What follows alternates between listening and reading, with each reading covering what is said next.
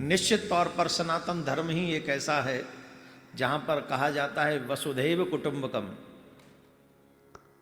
वसुधैव कुटुंबकम, हम इस भाषा को, इस बात को, इस भाव को जीवन में कहते ही नहीं हैं, जीते हैं।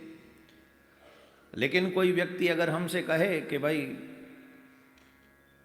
अपने धर्म के लिए इतना पॉजिटिव आप क्यों हैं, निश्चित तौर पर वसुधैव कुटुंबकम हम हैं, लेकिन जब हमारे धर्म पर अगर आंच आती है तो भगवान श्री कृष्ण कुरुक्षेत्र में महाभारत का युद्ध भी करवाते हैं। जाता है कि हमारे कर्मों के अधीन गरीबी और अमीरी होती है। सुख दुख किसके अधीन है? कर्मों के। तुमने कोई बुरे कर्म किए होंगे सो तुम्हें दुख मिल रहा है। सुदामा ने किसी जन्म में कोई कर्म किया होगा।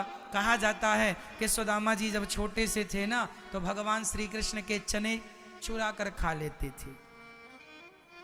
ये कथा बचपन की है, जबकि ये कथा सत्य नहीं है, इस पर हम मोहर नहीं लगाते। फिर ये कथा जरूर है कि सुदामा जी बचपन में भगवान के चने खा लेते थे। चने खा लेते थे ये सत्य है, पर चुरा कर खाते थे ये सत्य नहीं है। कैसे?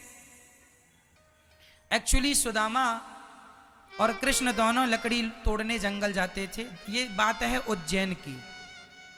तब वहां पर सुदामा के संग भगवान जाएं तो मैया चने बांध कर दे देती, एक मुट्ठी कन्हैया को, एक मुट्ठी सुदामा को। चले, किसी का भी अन्न ना खाया करो, अपनी मेहनत की कमाई का खाया करो। किसी को लूट लेते हो, किसी से जबरदस्ती पैसे ठग लेते हो, 2 रुपए की चीज 10 रुपए में बेच देते हो और अपने आप को होशियार समझते हो। ये जो तुम्हारी बेईमानी का तुम्हारा धन है ना, यही धन, जो रोटियां तुम इस धन की खाओगे, लोगों की बद्दुआएं निकलती हैं जब उसे पता चलता रे ये वस्तु तो 5 रुपए की थी और फलाने ने 10 रुपए की दे दी, तुरंत बोलता है उसका तो नाश हो जाए, ठग लिया हमें।